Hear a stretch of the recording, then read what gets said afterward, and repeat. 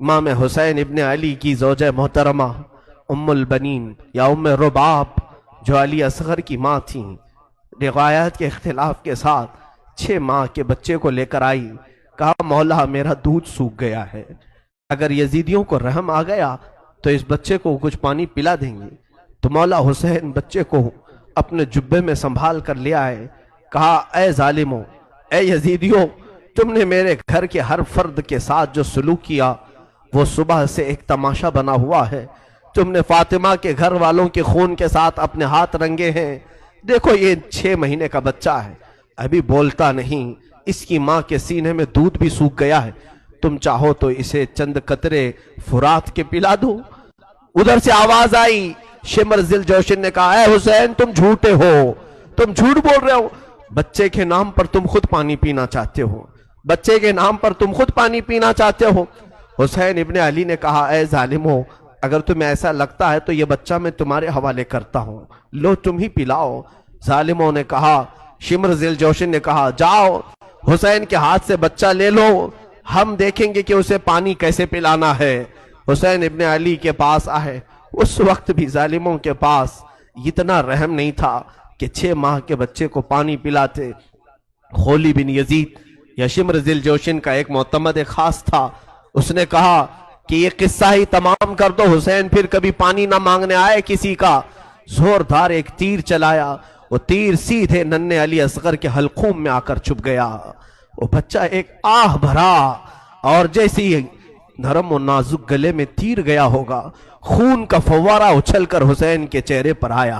امام عالی مقام نے اپنا چہرہ صاف کیا، دیکھا تو شہزادہ آنکھیں پھاڑ کر حسین ابن علی کو دیکھ رہا تھا اور گلے میں تیر چبا ہوا، اب تو رونے کی آواز بھی نہیں تھی، آواز بند ہو گئی تھی۔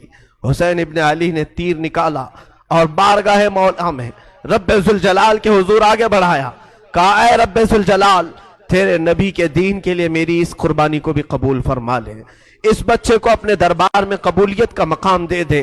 اس بچے کو سسکیاں لیتے ہوئے حسین نے جب دیکھا ہوگا، کیا کیفیت ہو سکتی ہے، وہ فاطمہ کے لاڈلے تھے، ان بچوں کو پوری دنیا کی امامت کرنا تھا، وہ بچے جب حسین کی گود میں دم توڑ رہے تھے ان کی کیفیت کیا رہی ہوگی۔ جب خیمے کے قریب پہنچے تو علی اصغر کی ماں زوجہ حسین پوچھتی ہے کیا بچہ پانی پی چکا؟ بہت دیر سے رونے کی آواز نہیں آ رہی ہے، خاموش ہے بچہ، کیا انہوں نے پانی دے دیا؟ خدا ان کا بھلا کرے۔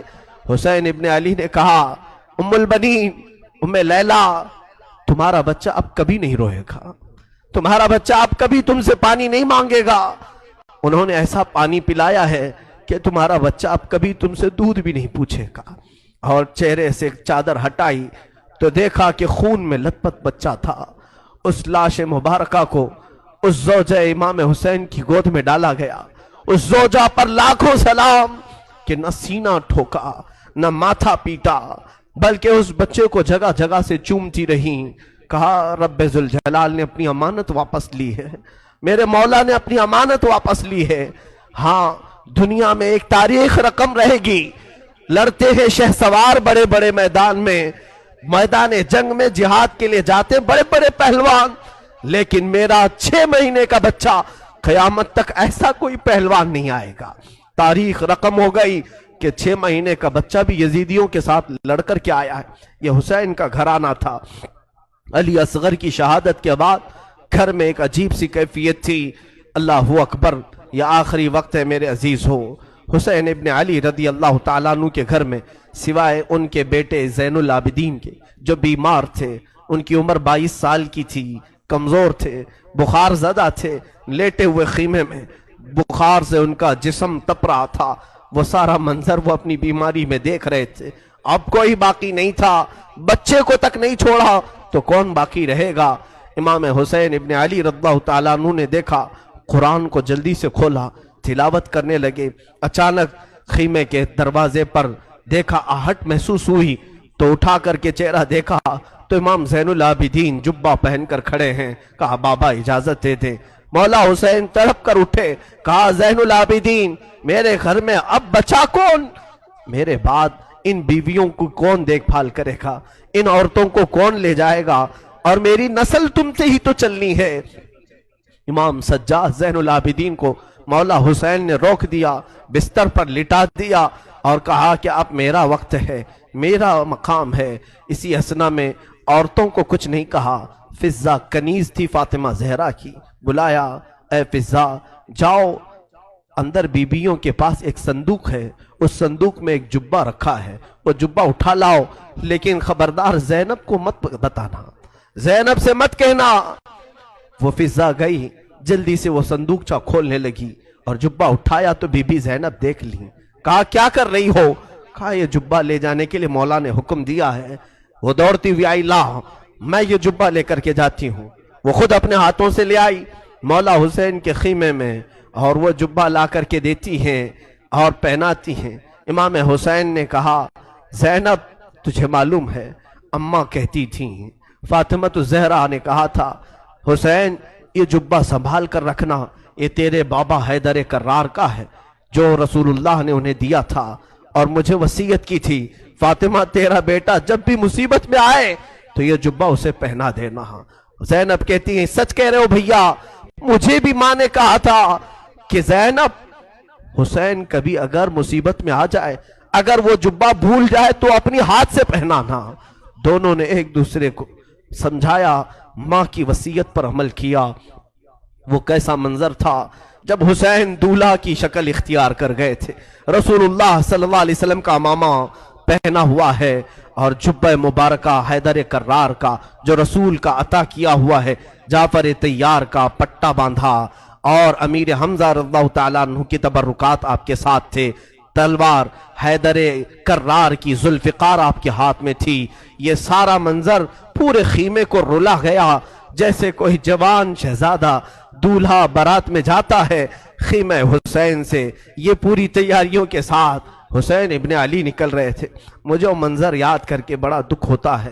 آج ہم اپنے حجرے سے کبھی نکلتے ہیں تو پھر یاد آتی ہے حسین تو خیمہ گاہ سے نکلے تھے قتل گاہ کی طرف، آج تو ہم امن کے لیے باہر نکلتے ہیں تو سج سنور کر کے نکلتے ہیں، وہ بارگاہ مولا میں نکل رہے تھے۔ اسی اثنا میں حسین ابن علی رضی اللہ تعالیٰ عنہ کرم اللہ وجہہ الکریم باہر جانے کی تیاری میں ہیں۔ بیویوں کی ایک آہ نکلی، بی بی زینب نے کہا اور بی بی سکینہ نے کہا، سارے گھر کی عورتوں نے کہا بابا بھیا آپ کس کے حوالے ہمیں چھوڑ جا رہے ہیں؟ حسین ابن علی نے پیچھے عورتوں کی طرف دیکھا، کہا میں تمہیں اللہ اور اس کے رسول کے حوالے کر جا رہا ہوں، سب خاموش ہو جاؤ، میرے بعد کوئی نوحہ نہیں کرنا، میرے بعد کوئی ماتم نہیں کرنا۔